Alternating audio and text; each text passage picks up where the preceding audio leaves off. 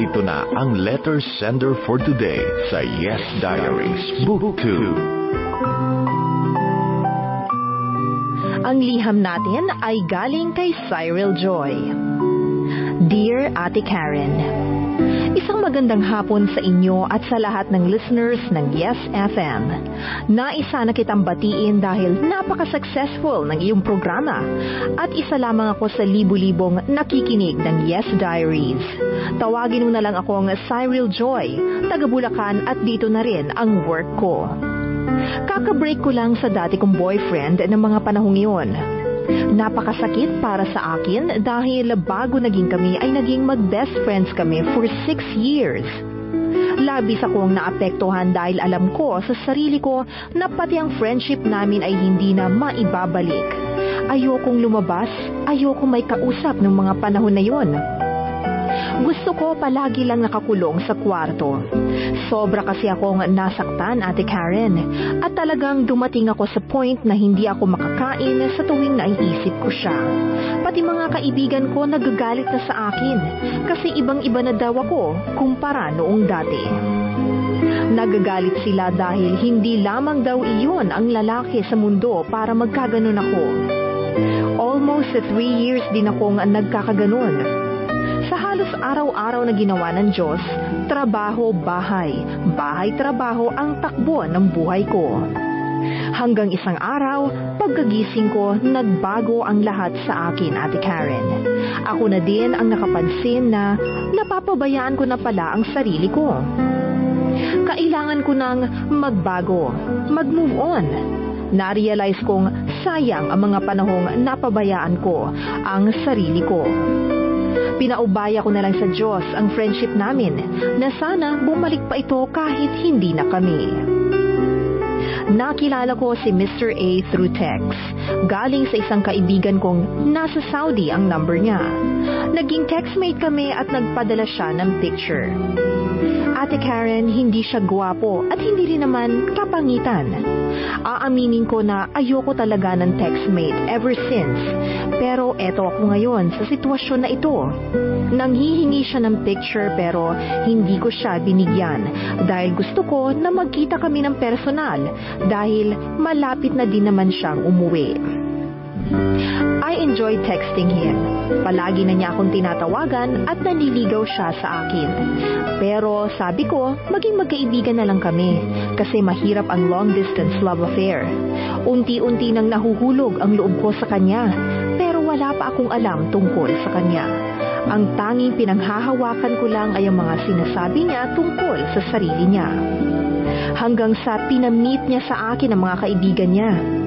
Okay naman sila at ang mahalaga doon ay kahit papaano ay may nalaman ako tungkol kay Mr. A. Nang inimbitahan ako ng parents niya sa bahay nila, na-prove ko na serious nga siya sa akin. Umuwi siya dito sa Pilipinas. Ang usapan namin, 1 week muna siya sa pamilya niya bago kami magkita. Kasi alam ko na miss na siya ng mga ito. Pero pagkadating niya, pinuntahan niya ako agad, kinabukasan.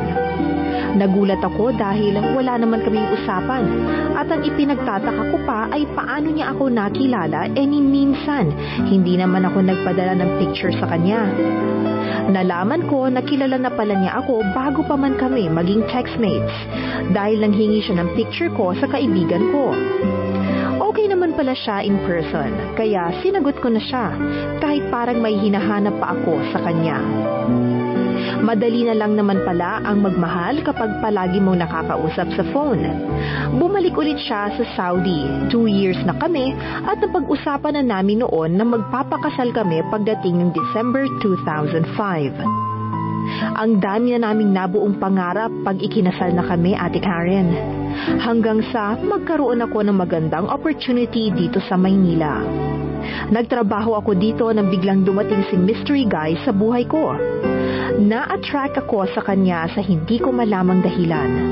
Para bang ang tagal na naming magkakilala at ang gaan-gaan agad ng loob ko sa kanya.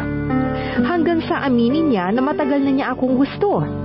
Alam daw niyang mali at imposibleng maagaw pa niya ako kay Mr. A. Alam niya ang lahat ng tungkol sa buhay ko. Noong una, na ayokong pansinin lahat ng mga text at tawag niya. January 2005 yun. July 2005, nakipag-meet ako sa kanya dahil na-curious ako kung bakit alam niya ang buhay ko. Iba ang naramdaman ko, Ate Karen. Iba siya at sobrang misteryoso ng dating niya sa akin. Hindi ko alam kung bakit biglang nasabi ko na siya ang gusto ko na maging lifetime partner ko. Nalaman ko na matagal na pala niya akong kilala dahil isa siya sa mga naturuan ko before sa isang dance contest.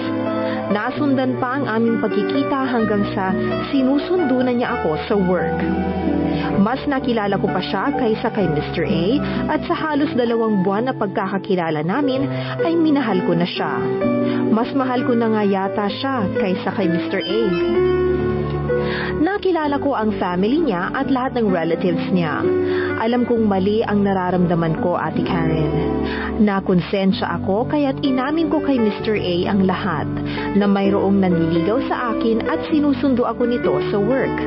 Sinabi lang niya na magpalit ako ng SIM ni hindi ko naramdaman sa kanya ang pag-aalala na baka maagaw pa ako sa kanya ng iba.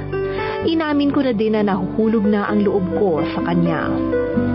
September 2005, nakiusap ako kay Mr. A na umuwi na siya at binibigyan ko siya ng 1 buwan para umuwi.